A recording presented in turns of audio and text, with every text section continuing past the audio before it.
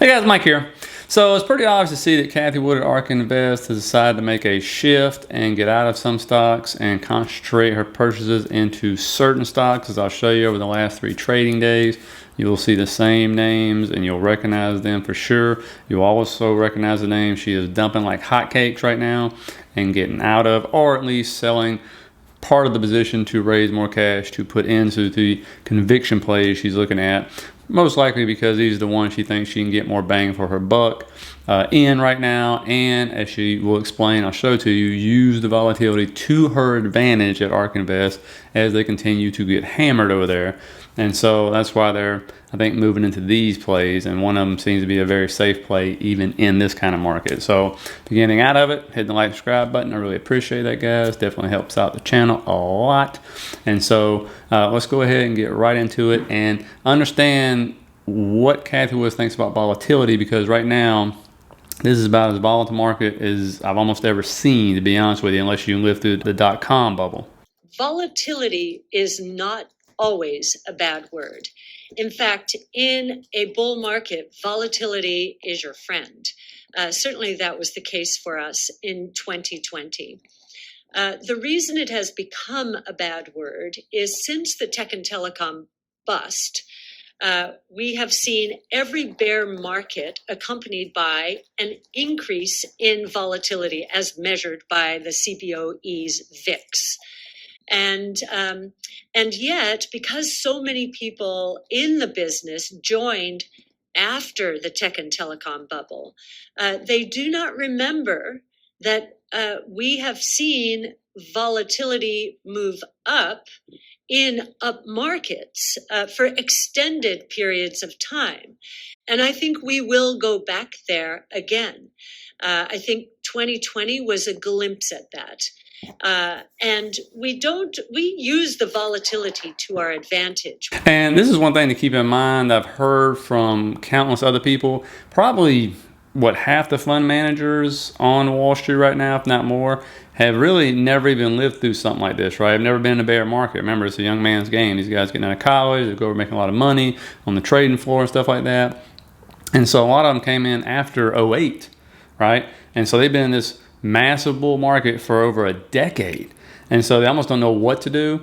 And then on top of it, of course, in the .com bubble, 80% of trades were not run with algorithmic trading. That is what has taken over, as she has mentioned that as well, and a lot of people have mentioned that as well. And so now let's look at basically this shift she's making, getting out of certain names or pulling back her position in certain names and moving into what I consider to be more high conviction names for her. As you can see, this is 3 days ago on the 31st. You see her she's buying Tesla. Remember, they started buying up Tesla, hadn't bought that in almost 6 months. And you'll see another video, she said they've been taking profit all along this whole time. Square, she's starting to get into a lot. C, Twilio, Hood. What is she dumping like a hotcake right now? Skills, 7.5 million shares. Triple D is another one. Now you go on to ARKQ, she's starting to actually nibble into XPing quite a bit actually. You'll see that over the last 3 days. Mark Forge is another name she's been adding quite a bit, VLD. And then there's Palantir, right? 275,000 shares. Remember, she does own millions of shares of Palantir, okay? Again, Tesla on the same day, and one of their other funds, C Limited, Square, Twilio, Palantir. Another 500,000 shares. Skills, she dumps another 3.7 million shares right there. Then you move on to the same day in ARKG.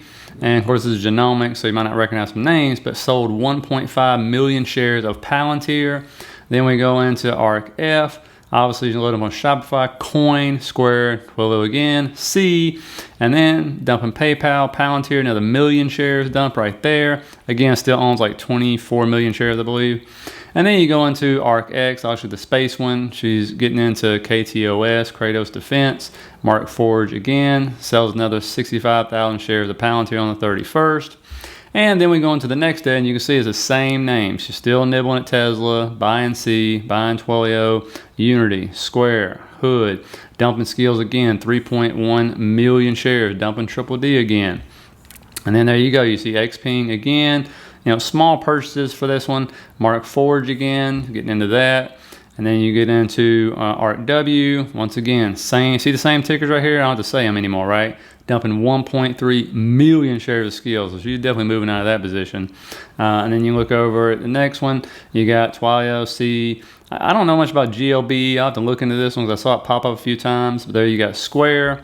And then, of course, once again, shocker, yesterday starts buying more Square, more Unity software, more Tesla, more C, dumping Twitter like hotcakes, 511,000 shares out of that one. And then she moves in, buying some more Xpeng, buys some more Markforged, more Square, more Twilio, more Unity, dumps more Twitter, 211,000 shares. More Square, more Shop, more Coin, more Path, more Twilio, dumps more PayPal, excuse me.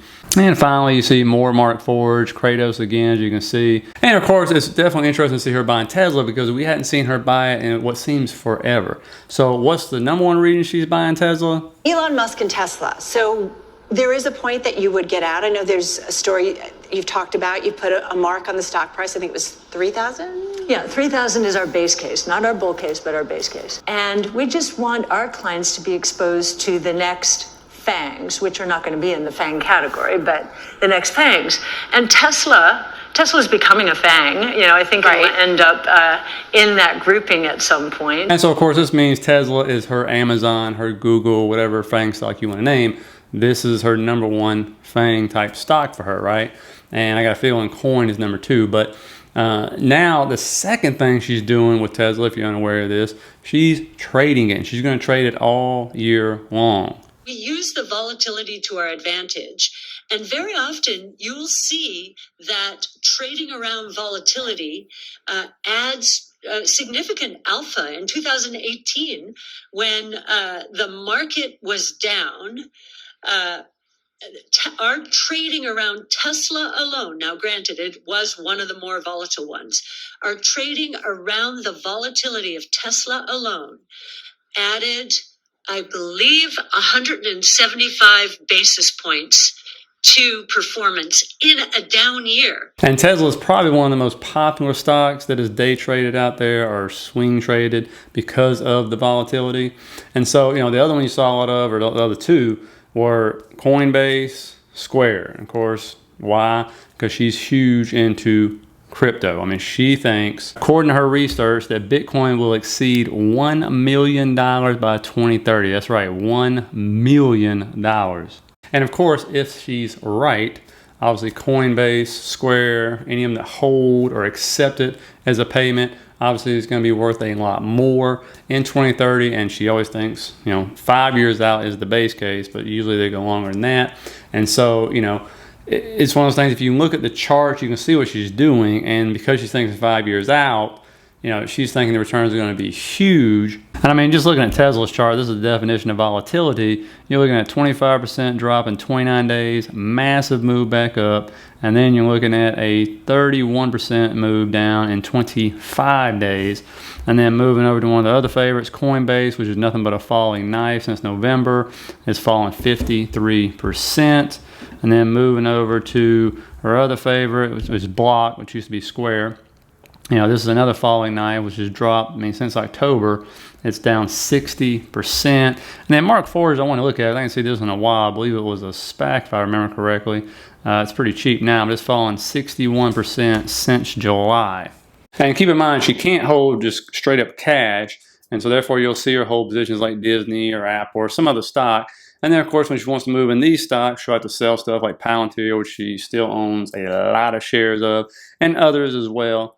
Which she'll definitely keep, but she wants to move those profits or move those funds over into, I wouldn't say profits because none of them are profitable right now, but move those profits over into these, especially if she's going to start trading more, trying to make up for all the losses that are happening right now in all of these other stocks, because there are a lot of falling knives, they call them.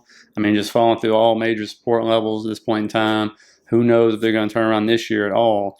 But remember, she's looking 5 years out.